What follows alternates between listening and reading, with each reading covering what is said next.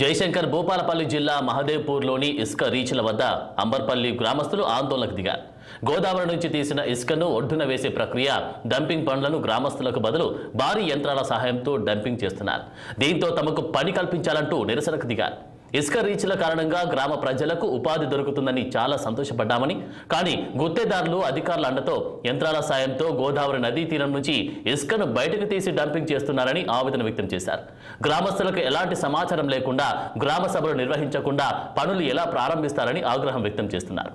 అధికారులు స్పందించి మాకు న్యాయం జరిగేలా చూడాలని గ్రామ ప్రజలు అంటున్నారు.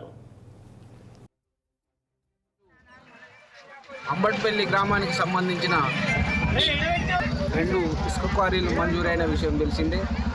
ఇట్టి క్వారీ విషయమై మరి అంబట్పల్లి గ్రామస్తులకు సంబంధం లేకుండా కాంట్రాక్టర్లు కానీ గుత్తేదారులు కానీ మరి లేబర్తో చేయాల్సిన పనులను మరి మిషన్లు పెట్టి ఈరోజు జేసీబీలతో పెద్ద ఎత్తున ఇసుక ఈరోజు డంపింగ్ చేస్తాం.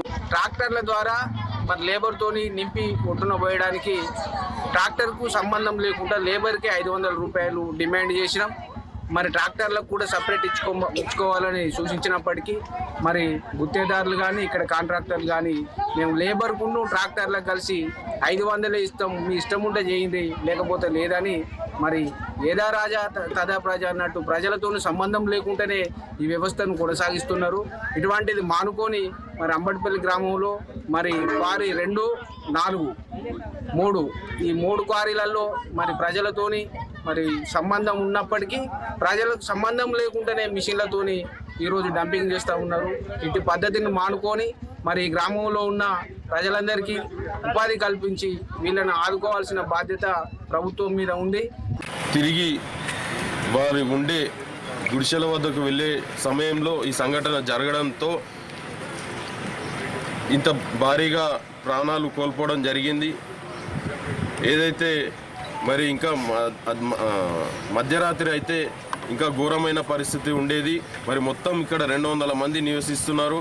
మరి అప్పుడప్పుడే వస్తున్నారు కాబట్టి ఈ సంఘటన అంతటితో జరిగింది. ఇంకా లేకపోతే ఇంకా భారీగా పెద్ద ఎత్తున ఈ సంఘటన జరిగేది.